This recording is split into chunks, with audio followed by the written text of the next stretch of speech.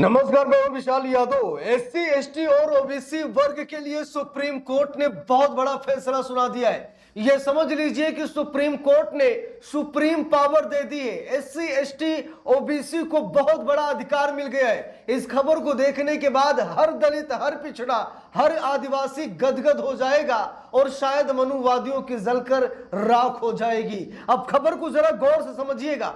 ये खबर हम सभी लोगों के लिए बहुत ही इंपॉर्टेंट है, क्योंकि अब एससी एसटी ओबीसी वर्ग का होनहार बच्चा अगर एससी एसटी ओबीसी में सीटें नहीं पाता है तो उसे जनरल कैटेगरी में सीट दे दी जाएगी। जरा गौर फरमाइए, हिंदुस्तान अखबार में खबर छप गई है और लिखा भी है, एससी एसटी ओबीसी वर्ग के होनहार अभ्यर्थी जनरल कैटेगरी की सीटों के हकदार, सुप्रीम कोर्ट का फैसला। तो सुप्रीम कोर्ट ने फैसला सुना दिया है कि अगर कोई होनहार अभ्यर्थी है, कोई छात्र जो दलित है, पिछड़ा है, आदिवासी है, अगर वो पढ़ने में ब्रिलियंट है और अगर वो जनरल रैंकिंग के हिसाब से कट ऑफ लेकर आता है तो उसे जनरल कैटेगरी में जगह दे दी जाएगी। यह फैसला सिर्फ और सिर्फ दलितों, पिछड़ों और आदिवासियों के पक्ष में आया है, जिसको लेकर के जो जनरल कैटेगरी के छात्र हैं वो शायद इसका विरोध कर रहे हैं कि भाई हमारे स्थान पर आप पिछड़े, दलित और आदिवासियों को क्यों बैठा रहे हैं। यानी कि जनरल कैटेगरी के छात्र नाराज हैं। जरा देखिए, यहां पर लिखा भी है, सुप्रीम कोर्ट ने कहा कि एससी एसटी और ओबीसी जैसे आरक्षित वर्ग के उन अभ्यर्थियों को जनरल कैटेगरी की सीट पर समायोजित किया जाना चाहिए जिन्होंने जनरल कैटेगरी के लिए तय कट ऑफ अंक से अधिक अंक हासिल किया है। अगर जनरल कैटेगरी का कट ऑफ 80 है और अगर एससी एसटी ओबीसी का कोई छात्र 82 अंक लेकर आता है तो उसे जनरल कैटेगरी में स्थान दे दिया जाएगा, जनरल कैटेगरी की सीट दे दी जाएगी।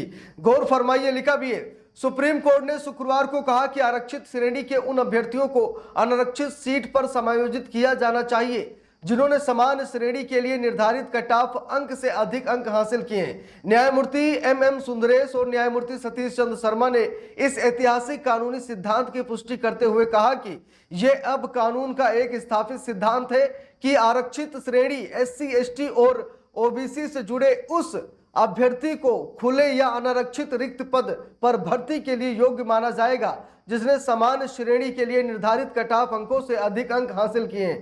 पीठ ने केरल हाई कोर्ट के साल 2020 के फैसले को रद्द करते हुए ये टिप्पणी की। हाई कोर्ट ने भारतीय विमानपत्तन प्राधिकरण यानी एआई को एक अनारक्षित उम्मीदवार को समान सूची से मेधावी आरक्षित श्रेणी यानी एमआरसी के अभ्यर्थियों को बाहर करके नियुक्त करने का निर्देश दिया गया था, जिस फैसले को सुप्रीम कोर्ट ने रद्द किया। और सुप्रीम कोर्ट ने कहा कि अगर जनरल कैटेगरी के कट ऑफ से अगर कोई पिछड़ा, दलित, आदिवासी ज्यादा अंक लाता है तो उसे जनरल कैटेगरी की सीट दे दी जाएगी, जिसको लेकर के पूरे देश में हाहाकार सा मचा हुआ है। देखिए, लिखा भी है, ये विवाद 2013 में एआई की ओर से जूनियर असिस्टेंट यानी अग्निशमन सेवा के 245 पदों पर की गई भर्ती से उपजा था।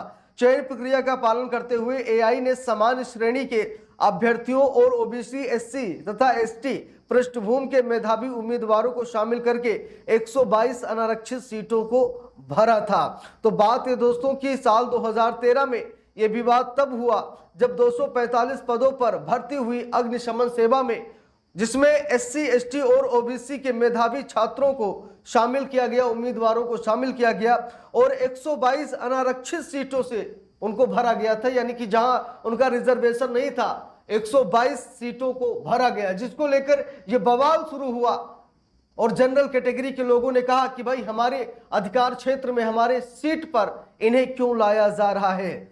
योग्यता आधारित बदलाव, अनुच्छेद 14 और 16 की जरूरत। सुप्रीम कोर्ट ने कहा कि योग्यता आधारित बदलाव बहुत जरूरी है। जो योग्य है उसके लिए कोई भी चीज मायने नहीं रखती है। नंबर 1 की सीट हमेशा खाली रहती है और अगर कोई दलित, पिछड़ा, आदिवासी अच्छा अंक लाता है, वो मेधावी है, वो ब्रिलियंट है, उसमें योग्यता है, तो उसकी योग्यता को क्यों ना पहचाना जाए, उसकी योग्यता को दबाया नहीं जाएगा बल्कि उसे आगे बैठाया जाएगा। देखिए, लिखा है, फैसला लिखने वाले जस्टिस शर्मा ने कहा कि अनारक्षित श्रेणी समान उम्मीदवारों के लिए कोटा नहीं है, बल्कि ये एक खुला समूह है जो पूरी तरह से योग्यता के आधार पर सभी के लिए उपलब्ध है।